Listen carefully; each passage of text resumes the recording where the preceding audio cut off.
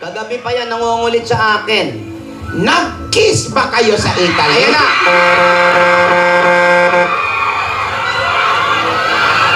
Ayun! Eh, well, ang makakasagot niyan. Ito, tapatan na ito. Ang makakasagot niyan si Kingging. Kingging, ano sa palagay mo? Sa totoo lang. Opo. Ano opo? Yung po ang lagi kong sinasabi, opo. Nag-kiss ba? Pero ayoko muna po magpaalam. Sagutin muna nila.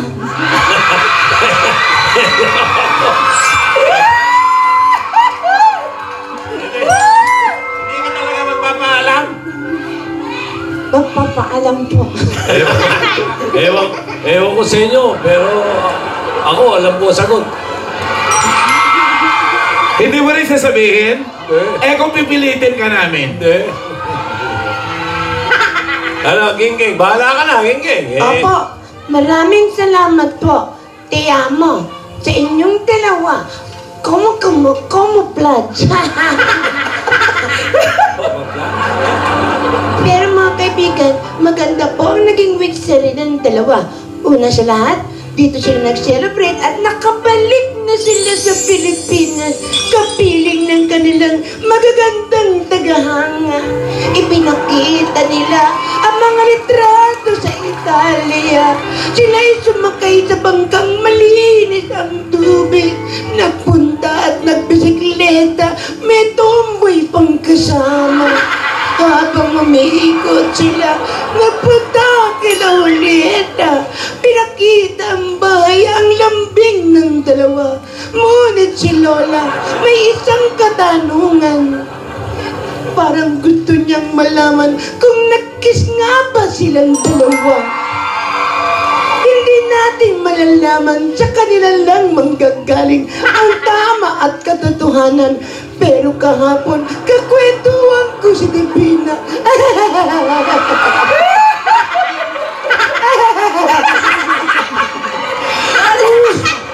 Wala naman siyang sinabi sa akin. Wala naman pala eh. Pero nung isang araw, kakwentuhan ko din si Alden. Hindi nagsasabi ng kasinungalingan niyang bata na yan. Sasabihin ko na ba? Oo! Magalit na ang magagalit. Aking ibubunyag, aking nalalaman. Si Alden at si Levina magkalayo ng tulugan.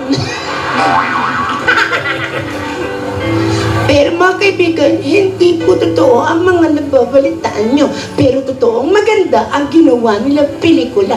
Kwento ni Divina, kwento ni Alden.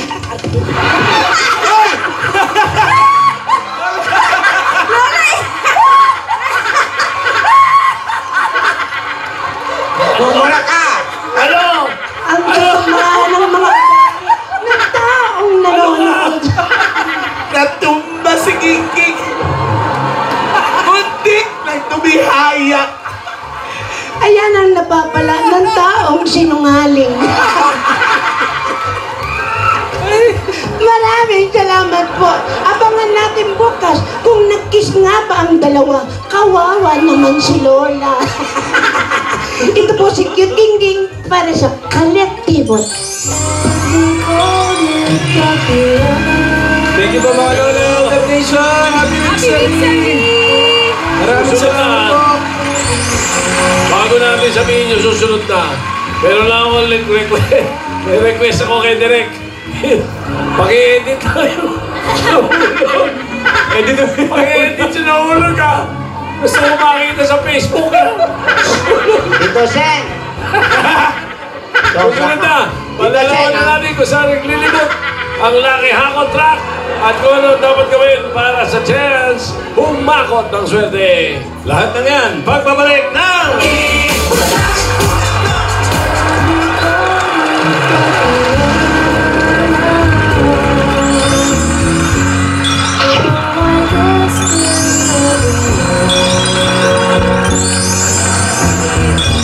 At ngayon naman, alamin na natin ang pasok sa weekly final sa Sabado. Eto na ang Eldo!